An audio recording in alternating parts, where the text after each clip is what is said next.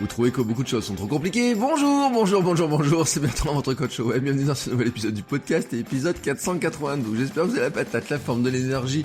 Vous voyez, je suis mort de rire parce que ça fait plusieurs fois que je fais mon accroche et comme tous les matins, je fais péter. Vous savez, j'ai une petite bande qui me dit attention, quand tu pètes dans le rouge, là-haut, là, c'est que t'as parlé trop fort. Alors je recommence tranquillement et je recommence et ça repète encore un petit peu.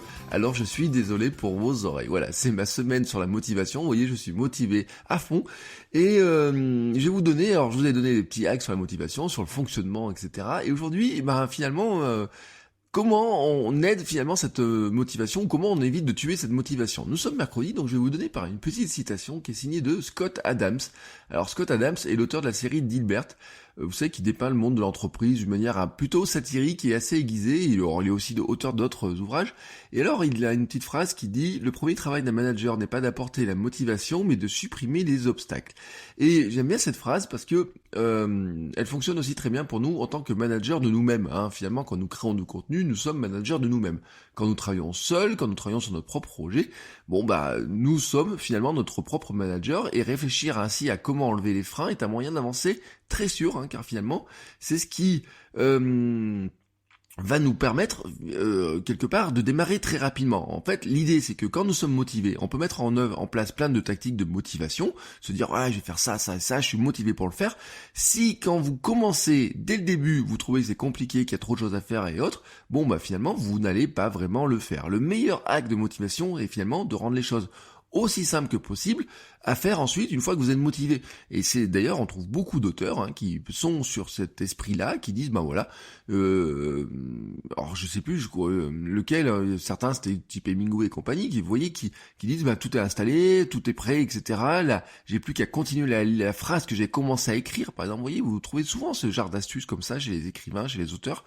L'idée, en fait, c'est de se dire que votre motivation, c'est une chose de la travailler, de dire je vais être motivé. Vous savez que la motivation s'épuise vite, et que elle s'épuise dès le départ. Si finalement, une fois que vous êtes motivé, ça devient compliqué à faire, vous avez trop de choses à faire, ça devient difficile de faire des choses, tout simplement parce que ça peut être une question d'organisation, ça peut être une question de gestion de votre espace, de gestion de votre temps.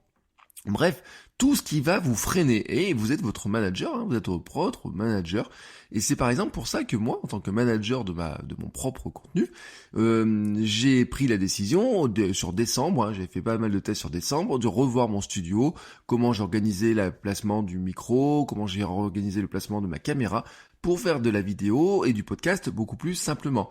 En fait, l'idée derrière tout ça, c'était de dire que quand je suis motivé pour faire un podcast ou de la vidéo, ce qui est pas très compliqué pour moi pour être motivé pour faire ça, mais quand même, quand je suis motivé, quand je sens que c'est le bon moment, notamment pour les vidéos, je n'ai pas besoin de mettre en place mon studio ou quoi que ce soit, tout est en place. L'appareil photo est branché sur l'ordinateur, il est branché aussi sur une prise électrique pour que, comme ça, je n'ai pas de problème de batterie ou quoi que ce soit. Vous voyez, c'est simple, je n'ai pas vérifié les batteries à l'avance, je n'ai pas vérifié tous les branchements, j'appuie sur le bouton on de l'ordinateur, je démarre mon logiciel d'enregistrement directement sur le bouton on sur mon appareil photo, le logiciel d'enregistrement sur l'ordinateur, et j'allume une petite lumière, j'appuie sur un bouton, ça allume toutes les lumières, et tout d'un coup, comme ça, mon studio est prêt, je n'ai plus qu'à faire ma vidéo. Et en même temps, comme le micro du podcast est branché, j'utilise le micro du podcast pour enregistrer le son.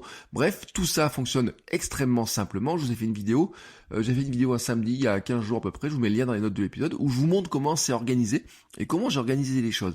Mais c'est important de réfléchir comme ça, parce que finalement, j'ai enlevé les freins principaux qui étaient de dire, alors quand je vais faire une vidéo, faut que je vérifie à l'avance si j'ai la batterie, si j'ai ça, il faut que je fasse telle chose. Autrement dit, quand j'étais motivé pour faire une vidéo, tout de suite, la première chose qui me venait, c'était de dire, ah oui, mais mince, alors j'ai pas fait ça, alors mince, faut que je repousse ça, ah mince, j'ai fait ça, il faut que je fasse ça, mince. Il y a même une fois d'ailleurs, j'ai commencé à faire la vidéo, juste au bout de 2-3 minutes, vous voyez, j'étais en train de parler, plus de batterie. Maintenant, j'ai résolu ce problème-là, et c'est le meilleur moyen, finalement, pour lutter contre les problèmes de motivation, c'est de se dire, une fois qu'on a trouvé le hack pour avoir de la motivation pour avancer sur un sujet, c'est de faire en sorte d'enlever tous les freins. Et c'est bien Scott Adams qui nous rappelle. Alors au passage d'ailleurs, Scott Adams, il ne fait pas que Dilbert, il fait des bouquins, il fait d'autres ouvrages, etc. Et il a aussi un blog et aussi un compte Periscope sur lequel il diffuse un truc qui s'appelle A Coffee with Scott Adams. Alors en fait c'est assez brut, il parle beaucoup de politique, il est beaucoup focalisé sur Trump, etc. C'est sa manière à lui de réfléchir. Donc ce qu'il fait, c'est qu'il se paye un café, il est dans sa cuisine, il paye un café, il discute de sujets, en même temps il y a des gens qui lui mettent des commentaires sur Periscope, et en fait, les gens ont trouvé que c'était un peu long des fois de regarder la vidéo. Donc ce qu'il fait, c'est qu'il rediffuse ça en podcast. Et alors vous allez voir à quel point il fait ça, et c'est qu'il le fait tous les jours, voire des fois 2 fois par jour. Et il en est à son 794e épisode. Et des fois, il y a des épisodes qui font quand même 48 minutes, 50 minutes, etc. Donc vous voyez qu'en termes de production de contenu, il s'arrête pas à faire des dessins sur Dilbert, etc. Il a plusieurs entreprises. Mais vraiment, c'est le point intéressant, c'est que tous les jours, il donne ce rendez-vous, vous voyez, comme ça. Et il a trouvé le système qui finalement, il a enlevé un frein qui est important, c'est de se dire, pas de studio, pas de choses compliquées, il n'y a pas de montage. Comme vous l'entendez sur les épisodes d'ailleurs, vous entendez ses doigts, il tape avec les doigts sur la table, etc. Il fait une espèce de générique avec la bouche, etc. Et il dit, je me paye le café, on l'entend faire le café derrière, etc. Vous voyez, très brut, il a enlevé tous les freins à la production, mais n'empêche qu'il fait ça depuis pratiquement 800 épisodes, et c'est assez remarquable, je trouve. Et donc c'est une bonne leçon aussi de se dire que des fois vraiment les contenus les plus simples, la manière les plus simple, enlever tous les freins sur produire les contenus, est aussi une manière quelque part d'arriver à produire beaucoup plus souvent et beaucoup plus facilement. Et franchement, et je le répète et je le dis tout le temps, c'est pas spécialement la qualité exacte de la vidéo, la qualité exacte du son qui va faire la différence, qui va faire que les gens vont apprécier ce que vous racontez. C'est vraiment ce que vous racontez qui fait que les gens vont accrocher, et vraiment le cœur que vous y mettez dedans.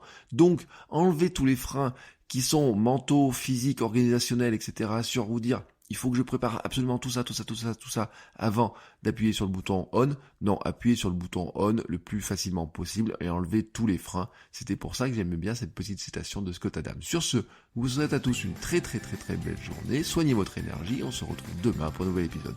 Ciao ciao les créateurs.